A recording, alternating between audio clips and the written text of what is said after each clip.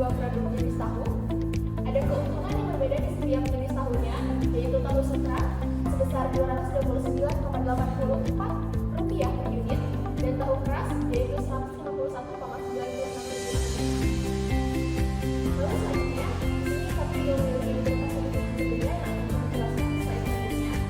Serta ada alasan kenapa kami memilih IPGS, yaitu karena kami menggunakan satuan kecil, satuan unit. Oleh karena itu tidak mungkin jawabannya asal kosong yang nanti akan menjadi desimal. Dan selanjutnya yang terakhir kami menggunakan metode range and bound dan ini data lagi saya yang kami gunakan.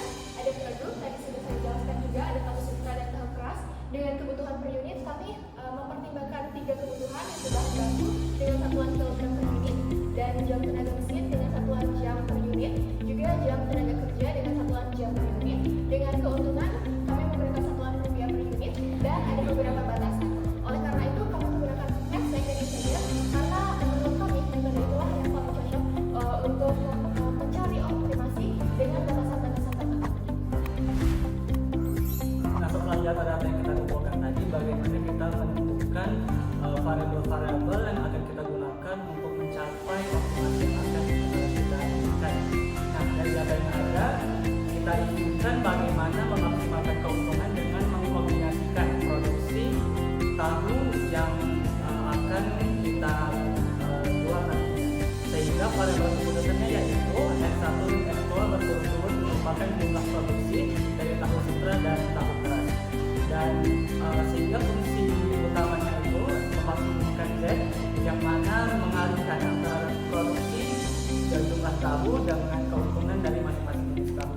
Dengan kendala yaitu keterbatasan jumlah tenaga kerja, tenaga mesin, bahan baku, dan tidak lupa juga dengan menambahkan non-negativitas.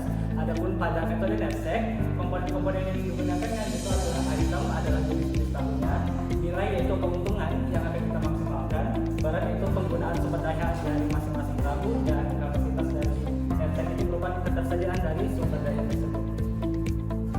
Nah, pada tahap awal ini kita akan menemukan solusi awal berupa nilai optimal, sehingga digunakan linear programming untuk mendapatkan nilai dari variabel keputusan berupa nilai yang lebih dari sampai dengan 0.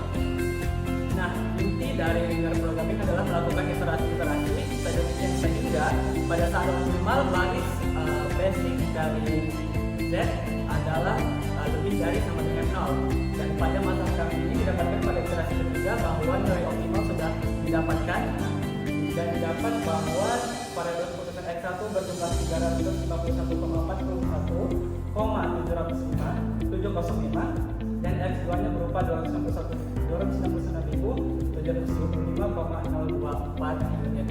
Seperti yang telah dijelaskan oleh rekan saya sebelumnya, bahwasannya unit terkecil yang akan kami gunakan yaitu berupa bilangan bulan. Sehingga dari hasil keputusan variabel ini kami lanjutkan ke metode range and bound untuk mendapatkan hasil optimal berupa bilangan bulan. Dan pada metode ini kami lanjutkan sehingga didapatlah nilai X1 dan X2 berupa 351.408 unit dan 269.737 unit untuk masing-masing tahu sutra dan tahu kerasnya. Dan maksimum keuntungan yang akan didapatkan dari penjualan dengan dua tahu tersebut yaitu bernilai 121.753.213,5. Nah, dari metode-metode tersebut ternyata dapat digunakan golongan sehingga untuk mempermudah dan didapatkan pula hasil yang sama dengan metode manual yang kami gunakan tadi.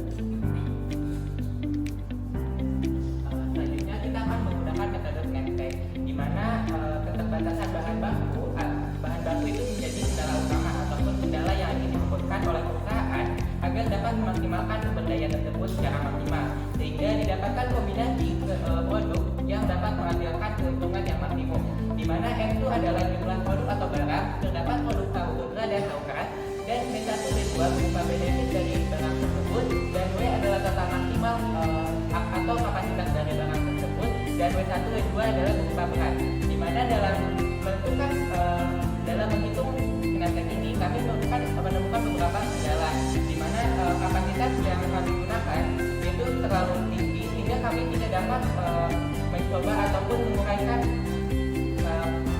penghitung tersebut secara seluruhnya. Maka kami menemukan solusi dengan membuat SK agar didapatkan hasil yang lebih efisien dengan waktu yang lebih cepat. Nah, selanjutnya kita berdasarkan hasil perhitungan manual dan Python juga, di mana didapatkan hasil yang sama dengan solusi optimal pada X1 yaitu tahu keras dengan 0 unit dan X2 pada tahu putra sebanyak 559.805.720 unit dengan keuntungan maksimal yang didapatkan yaitu sebanyak 850.445.5068 rupiah. Nah, selanjutnya jadi hasil yang menunjukkan penggunaan dua metode optimasi tersebut untuk mengatasi berbagai keterbatasan sumber daya berupa bahan baku yaitu tenaga kerja dan kapasitas mesin dengan memaksimalkan keuntungan dari jenis produksinya. Nah, hasil itu menunjukkan bahwa